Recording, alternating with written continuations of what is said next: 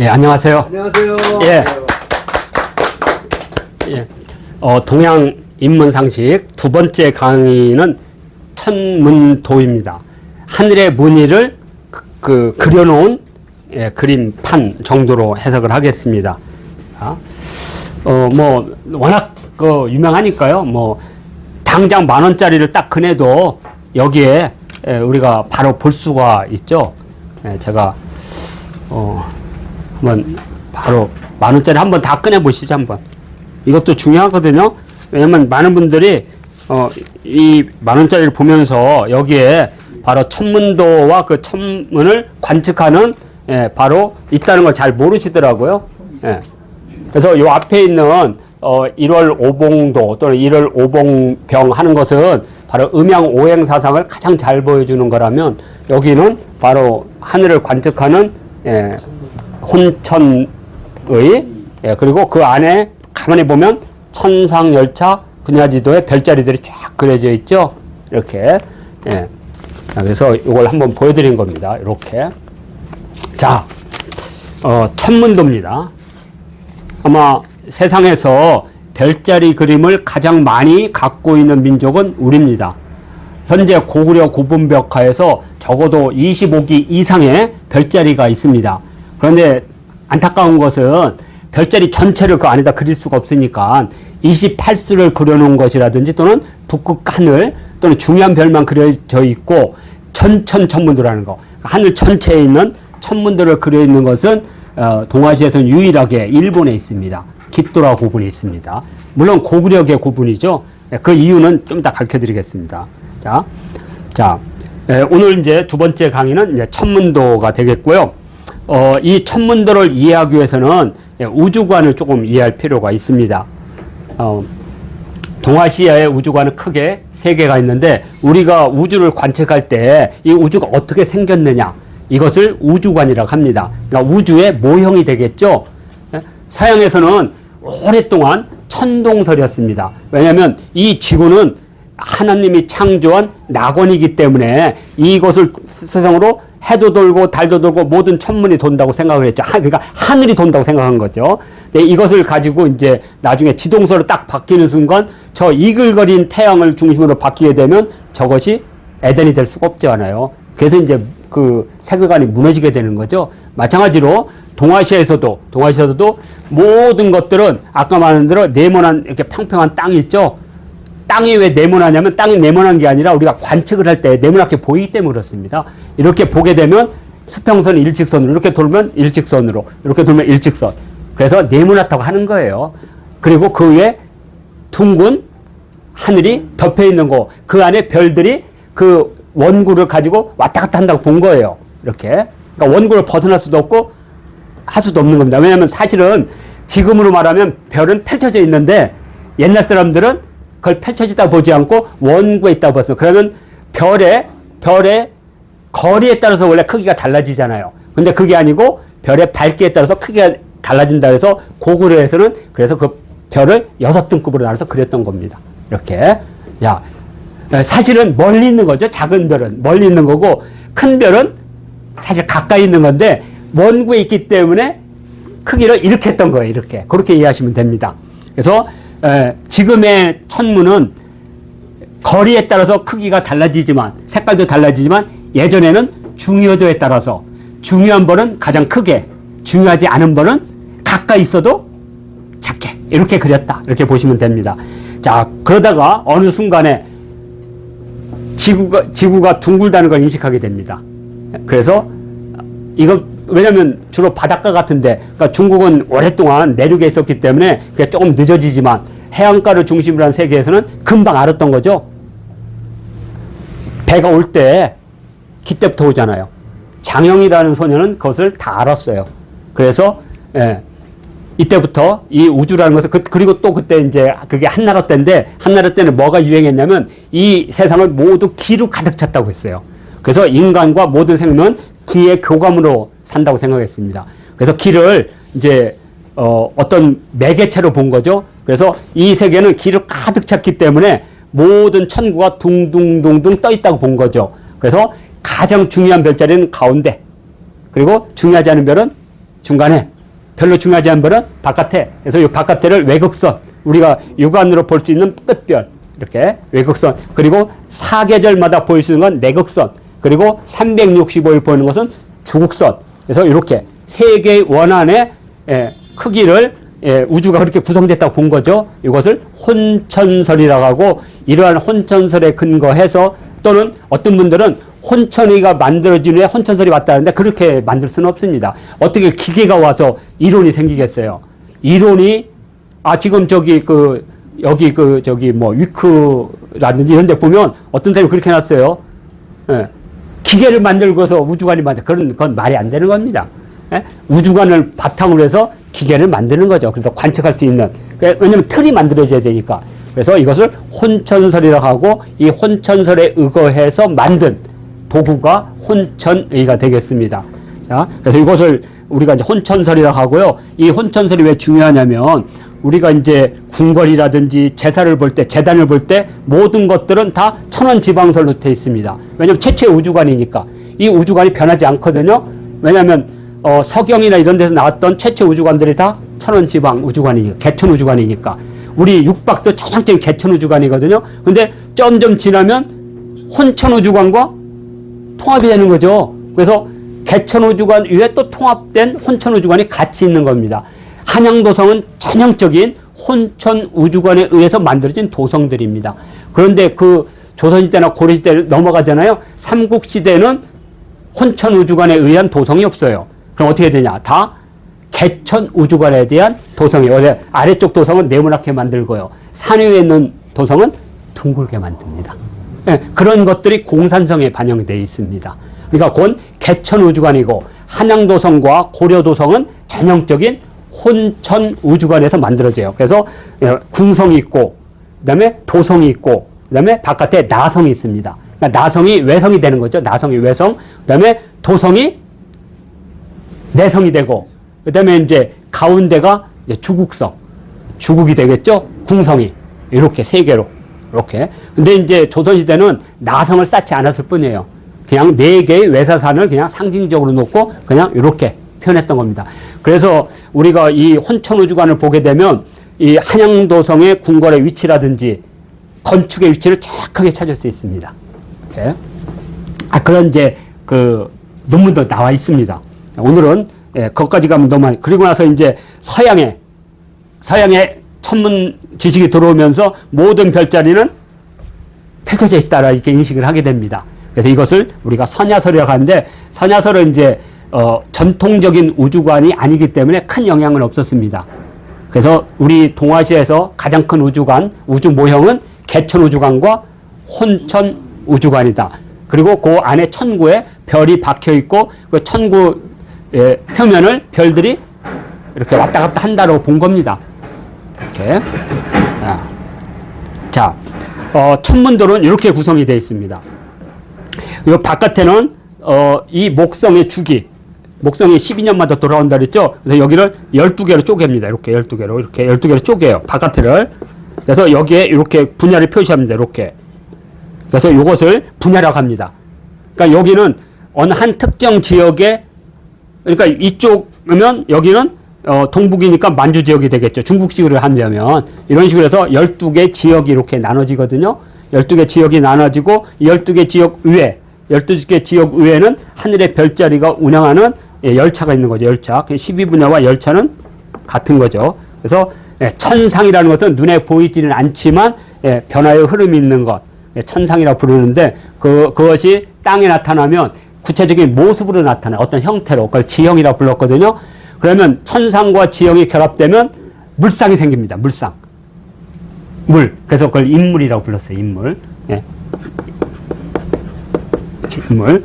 그래서 천상, 지형, 인물. 요거 이제 천지인, 요거 이제 다음에, 여기 4강 때 제가 설명하고요. 그 다음에 이제 여기 가운데, 가운데 가장 중요한 게 봄, 여름, 가을, 겨울에 나타나는 별자리와 거기에 변화하는, 하늘에 변하는 움직임을 관측하기 위해서는 지표별을 결정해 줘야 됩니다. 지표별. 근데 왜 하필이면 지표별이 7이냐 이거죠. 여러 가지 학설이 있습니다. 가장 이제 널리 알려진 것은 북두 칠성이 7개 별이기 때문에 7을 바탕으로 했다. 근데 이거 말이 안 돼요. 좀 문제가 있어요. 그래서 지금 가장 근접한 게 고대 별자리를 갈 때 7위력이라는 게 있었습니다. 7위력. 그러면 7위력 하면 52주 곱하기 7하면 364일 나올 겁니다. 그리고 하루는 창조신이 쉬는 날. 이렇게 해서.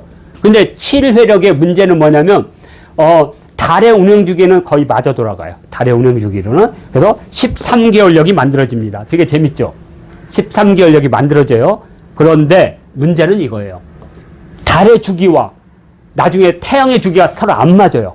서로 안 맞아. 10일 차이 계속 나잖아요. 그래서, 그 다음에 인간은 태양의 주기는 큰 변화 없이 받아들여요. 근데 달의 변화는 인간의 감정에 무지 큰 영향을 끼칩니다. 그런데 이게 달은 30일 29점이기 때문에 대부분 열흘 단위로 변화가 와요. 열흘 단위. 그렇잖아. 달이 가장 클 때, 작을 때. 이러다 보니까 사람의 심리가 7일 단위로 하면 잘 안 맞아요. 그러니까 지금 우리가 7일 단위로 쓰고 있잖아요. 그러니까 어느 날은 월요일 날 우울했다가 다음 달에는 수요일 날 우울하고 이런 겁니다. 사실은 비슷해야 되는데 주기가.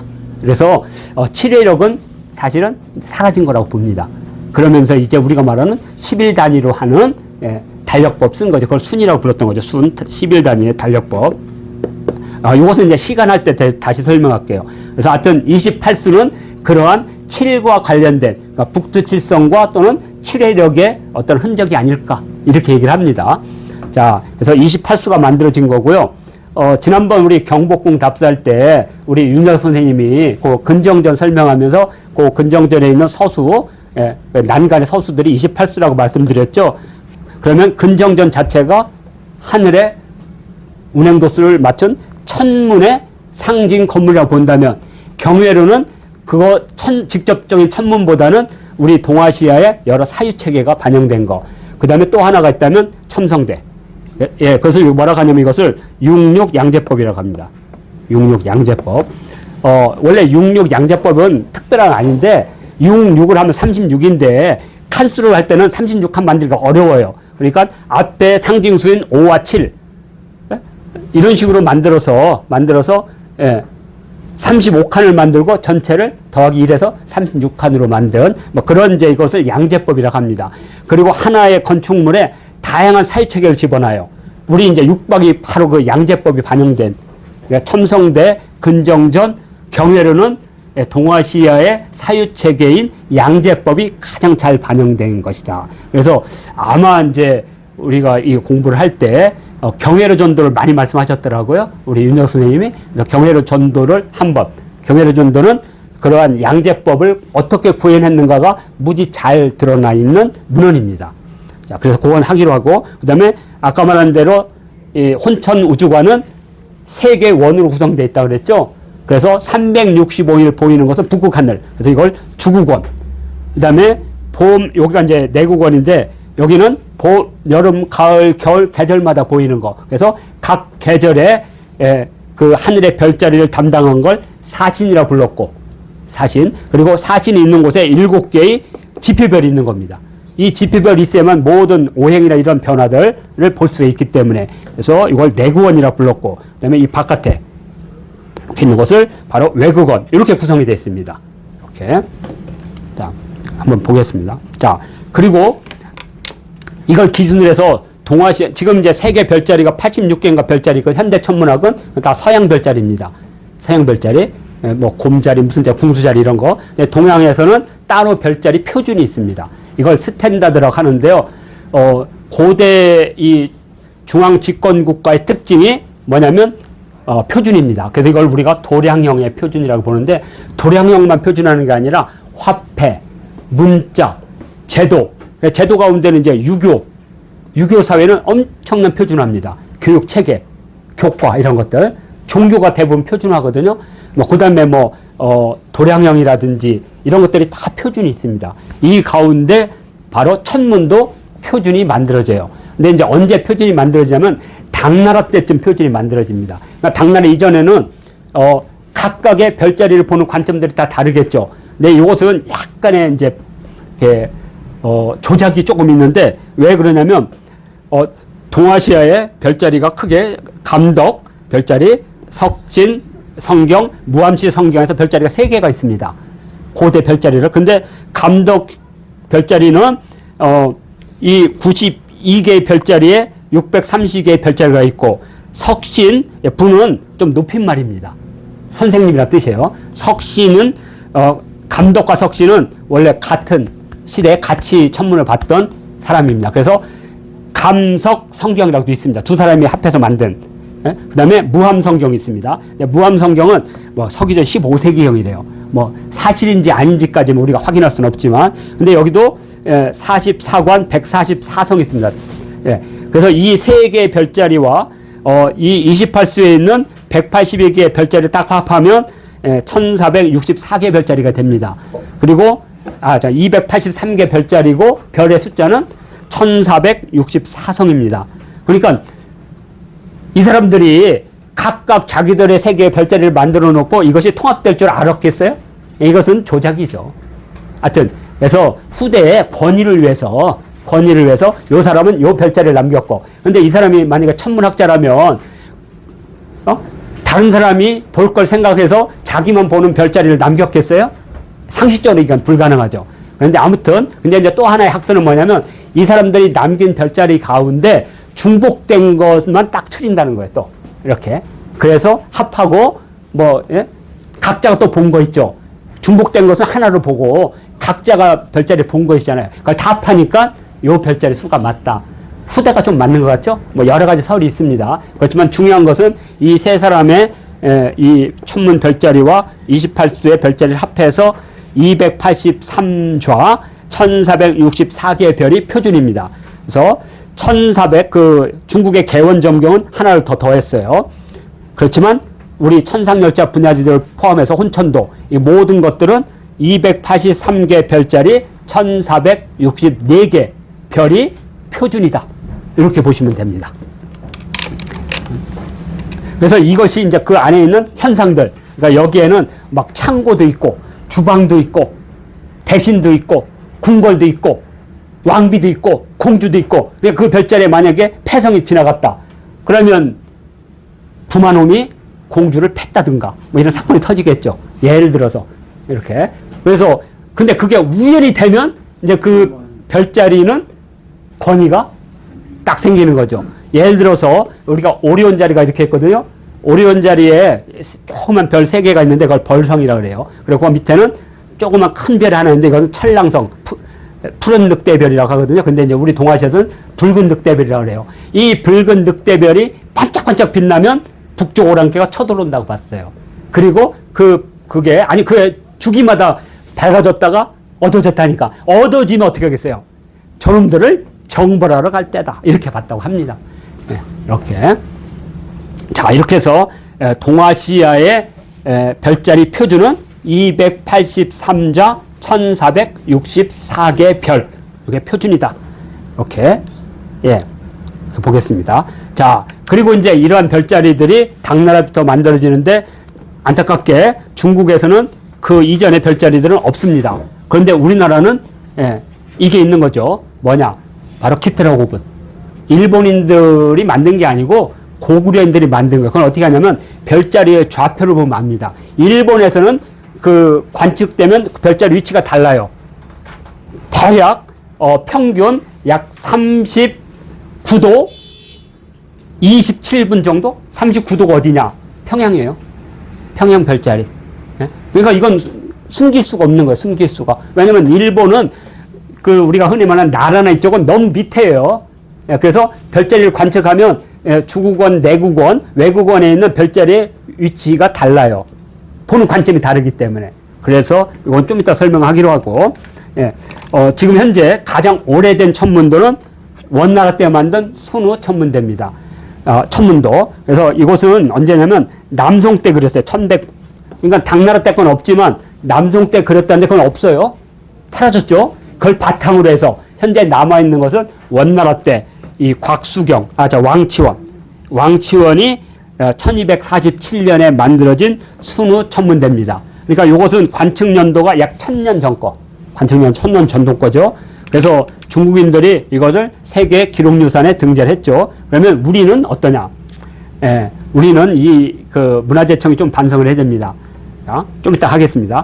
천상열차 분야지도는 1395년에 우리가 말하는 양촌 권근의 집안에서 바친 겁니다. 원래 양촌 권근은 길고 오래 살 꿈을 가졌어요. 그래서 정몽주와 정도전은 서로 다른 길을 갔잖아요. 근데 두 사람은 객사했잖아요. 아주 횡사, 비명 횡사. 그런데 권근은 재빨리 양촌으로 도망갔어. 양촌이 어디냐면 김포에 있는 예전에 그 전원일기 찍었던 데가 양촌입니다. 그 집안이 고려시대부터 대대로 천문을 관측하던 집안이에요. 왜냐하면 양촌 권근의 조상님들의 무덤이 파주에 세 개를 발견했는데 그 안에도 다 별자리가 그려져 있습니다. 근데 그 집안에서 천문도를 바친 거예요. 그러니까 천문도를 바쳤다는 건 뭐냐면 고구려, 고려, 조선으로 이어지는 정통성이 조선에 있다는. 왜? 권근이 바로 태종 이방원의 스승이었거든요. 성균관 스승. 그래서 권근이 슬쩍 그 천문도를 가져와서 슬쩍 싹 바치면서 이 천문도는 고구려 평양에 있던 석각, 그러니까 사실인지 아닌지는 잘 모르겠죠.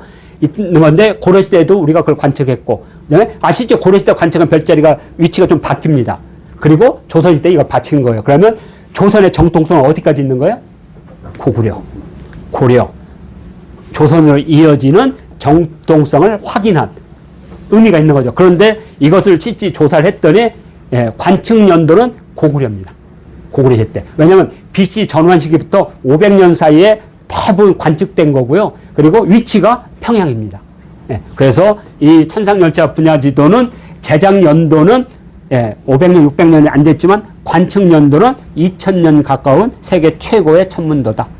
순후 천문도는 관측 연도는 늦이지만 제작 연도는 세계 최고. 천상열차 분야는 제작 연도는 느리지만 순후보다는 느리지만 관측 연도로는 가장 오래됐고, 그 다음에 이제 다음이, 그래서 요건 바로 283관 1463개의 별인데, 요 3개가 더 추가됐죠. 이런 것들은 후대에 넣었다는 거예요. 넣었다는 거. 이렇게, 그렇게 이해하시면 됩니다. 39도 39분이네. 제가 27분이라고 수정하겠습니다. 39도 39분. 평양 하늘에서 서기 5세기경에 관측한 천문도로 추정을 한다 정도입니다. 그리고 우리가 잘 아는 바로 이 10,000원짜리 여기에 이 바탕에 있는 요거구나 있는 별자리가 바로 천상열차 분야의 그림. 지도가 이 땅지자 지도가 아니고 천상의 열차 분야에 관한 그림이다. 이렇게 보시면 됩니다. 자, 이제 거의 다 됐습니다. 자, 그리고 이제 혼천전도가 있습니다. 이 혼천전도는 천상열차 분야지도나 순후천문도 같은 전통 천문도 위에 서양의 천문 기술이 들어온 겁니다. 그래서 현재로는 고산자 김정호가 그렸지 않았을까 이렇게 추정을 합니다. 자, 그래서 이 지도인, 땅의 지도인 여지전도와 하늘의 지도인 혼천전도를 그렸을 거라고 봅니다. 그래서 혼천전도는 정확하게 혼천우주관을 바탕으로 해서 혼천우주관을 바탕으로 그려진 것을 알 수가 있습니다. 그리고 서울대와 성신여자대학교에 목판 원본이 보존되어 있고요. 이 별자리는 약 1449와 120성을 합하면 정확하게 1600 몇 별째 별자리가 될 겁니다. 왜냐하면 남쪽 우리가 남반구에는 관측이 안 되기 때문에 이걸 더합해서 혼천전도가 그려져 있고요. 북한이 이것을 세계 기록유산에 등재를 해서 2023년 5월에 세계 기록유산으로 등재됐다는 겁니다. 그런데 중요한 것은요, 원본이 우리한테 있어요. 원본 목판이. 그런데 우리는 이게 기록유산이 될지 이런 거 상상도 안 하는 거예요. 그래서 북한에서 2개의 기록유산이 있는데 하나가 무해 도보통지예요. 근데 그 원본이 어디 있느냐? 우리한테 있거든, 남쪽에. 근데 신청을 안 했어. 그리고 또 18반 무해를 복원해가지고 지금도 수원 화성에서 하는 건 우리거든. 근데 북한이 그것을 자기들이 빠르게 복원해서 그걸 가지고 신청을 했는데 됐어요. 그리고 이번에도 혼천전도가 된 거예요. 그래서 이 우리가 늘 하잖아요. 이 관리들이나 공무원들이 좀 더 창의적이고 좀 유연하고 좀 상상력을 좀 가지면 되는데 안 된다고 생각하는 것 같아. 외국인들이 볼 때는 경이로운 기록들이잖아요, 이것들이. 그래서 현재 혼천 전도는 세계 기록유산에 등재돼 있고, 우리 한국 이 전통놀이 학교에서는 이 혼천 전도를 기반으로 해서 하늘의 별자리를 배우는 지금 전통놀이를 지금 구상하고 있습니다. 아마 아무리 못해도 올해 안에는 완성을 하려고 합니다. 그래서 내년도에 궁궐에서 이런 행사를 할 때, 올해는 좀 힘들 것 같고, 내년 할 때는 바로 혼천 전도, 그 다음에 궁궐도, 그 다음에 승경도, 승남도 같은 것이 들어가서 아마 상시적으로 우리가 일을 할 수 있는, 그걸 지금 현재 준비 중에 있습니다. 그래서 이게 혼천 전도고요. 자, 이제 마지막으로 천문도입니다. 근데 기토라 고분은 왜 우리가 세계 최초라고 하지 않느냐? 이게 전천천문도인 동아시아의 표준이 다 들어가지 않았기 때문에요. 왜냐면 이 무덤 속에 모든 걸 구현할 수가 없잖아요. 그러니까 중요한 별자리만 그려놨다는 거예요. 그래서 대략 352개 별자리. 그러니까 283주 하니까 한 3분의 1배 안 되잖아요. 별자리가 3분의 1. 그래서 안타깝게 이 부분은 우리가 세계 최고라고 하진 않지만 그래도 전천천문도에 가까운, 저는 여기 여러 번 갔다 왔거든요. 안에는 갈 수가 없죠. 워낙 이게 비본이라. 그렇지만 들어가면 이렇게 이렇게 내시경을 해가지고 보여줬습니다. 그래서 별자리도 봤습니다. 그러니까 내시경으로 본 거예요. 지금도 아마 제가 알기로는 내시경으로 아마 보여줄 겁니다. 왜냐면 전시관 옆에 생겼으니까. 우리 때는 전시관이 없었거든요. 그래서 특별히 이렇게 보여줬거든요. 근데 발굴 중이어가지고. 자, 하여튼, 지금 현재 있는 별자리가 요게 내극원, 그 다음에 요 두 개, 황도와 적도거든요. 이제, 가상의 적도와, 그 다음에 해가 가는 황도, 달이 가는 백도. 그러니까 요게 내극원입니다. 내극원. 여기 있는 게 춘분과 추분이고요. 이렇게 붙어 있는 거. 자, 그리고 이 바깥에가 외국원. 그래서 혼천 우주관에 의해서 정확하게 그렸습니다. 다음에 또 차이점이 뭐냐면 별의 크기가 6단계로 되어 있습니다. 6단계. 그러니까 이건 전형적인 고구려 천문도예요. 중국 똑같습니다. 별자리가. 우리만 별자리 크기를 6개로 나눴어요. 두 번째, 별과 별에 이걸 연결하는 요 별자리, 이거 연결하면 별자리가 됩니다. 연결하지 않으면 그냥 별이에요. 그래서 1464개라는 것은 연결된 별자리 있죠? 그것을 연결하면 한 좌가 되고, 하나가 있으니까 한 좌. 그래서 이게 283개라는 거고요. 그 연결된 게 16개면 1좌 16성입니다. 규수가 그렇게 돼 있죠? 이런 식으로. 그래서 전체 1463개에서 별자리가 다 그려져 있다는 거예요. 이렇게 선으로. 이게 고구려 고분벽가의 별자리의 특징입니다. 그래서 이 기토라 고분에 있는 이 천문도는 우리 고구려의 영향이라는 것을 확실하게 알 수가 있습니다. 자, 이렇게 해서, 동양 인문상식 제2강 천문도를 마치도록 하겠습니다.